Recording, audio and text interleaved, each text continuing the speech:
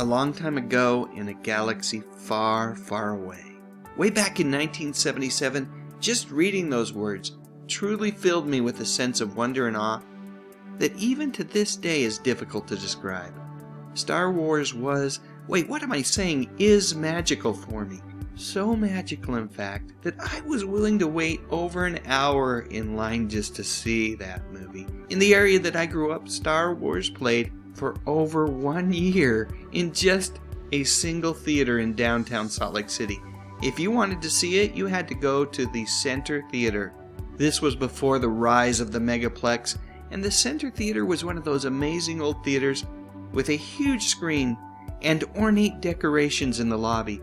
The whole experience was so different from what a moviegoer gets today.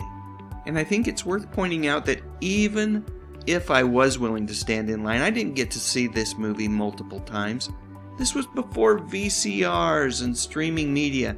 I saw the movie one time, almost a year after it came out. After seeing the movie, I was able to continue to live out adventures in the Star Wars universe, courtesy of the comic books that Marvel produced. The first 6 issues were an adaptation of the movie, but after that, the adventures continued. And I've got to say that the fine folks over at Marvel, well, they did a pretty good job. I never once regretted the 35 cents that I would spend per issue. What I did regret, however, was all of that really hard bubble gum that came with the trading cards. Do you remember that stuff? Not good at all. The only other avenue to continue my Star Wars adventures was my imagination. My folks thought that I was a bit old for this stuff. Thank heavens for little brothers. And then there was this. There it is, the advertisement as it appeared in TV Guide, where all of the juicy details were to be found. It was on a Friday night. I remember that clearly because Wonder Woman and the Incredible Hulk were being preempted to bring us all this amazing once-in-a-lifetime event. I really just couldn't believe that Star Wars was coming to television.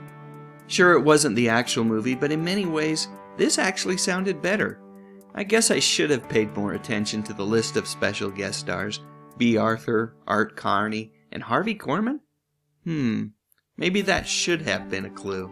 And even though the holiday specialist turned out to be something that George Lucas would like to forget, it did introduce us to the original Mandalorian, Boba Fett. And also thanks to the holiday special, we discovered that Carrie Fisher actually had a lovely voice. And who knew that the Star Wars theme had lyrics? Not me, but now I do. I'd really like to hear that song again. Maybe I'll try to find it next year when Life Day rolls around. And as long as we're talking about music, can I please at least mention how much I love Miko's disco version of the Star Wars theme? It is pure ear candy, if you ask me. I know Lucas himself wasn't much of a fan, but I remember recording that darn thing off of the radio onto my blue Panasonic cassette tape recorder and then playing it over and over and over. Here's where I give my parents a long overdue thank you for not throwing that tape recorder out of the window upon hearing Miko do his Star Wars thing for the 300th time. 3 years later, Miko would produce the now legendary Star Wars Christmas album.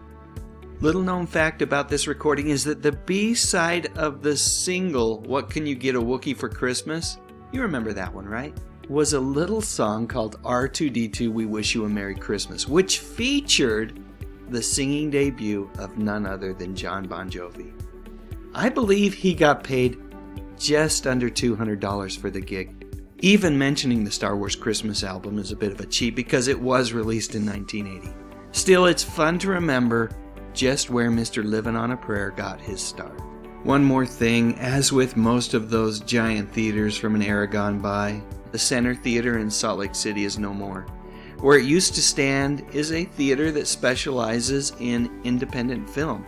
Ain't nothing wrong with that. It's good to have a venue for smaller films, especially these days where everywhere you turn is another giant multiplex.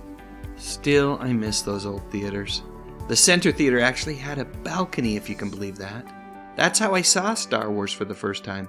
Front row on the balcony. It doesn't get any better than that. So that's it. End of the day, I'm super thankful that Star Wars is woven deep into the tapestry of the memories of my youth. Let's end with one last picture from the holiday special. I never ever thought I'd see Chewie in a red dress, but there it is. There it is. Alright, now it's your turn. Please share your memories in the comment section, and while you're at it, I'd love a thumbs up if you enjoyed this video, and I would be honored if you would consider subscribing to my YouTube channel. I talk about music, movies, and television, mostly from the 50s, 60s, 70s, and 80s. You know, the good stuff. But most importantly, and as always, thank you so much for watching.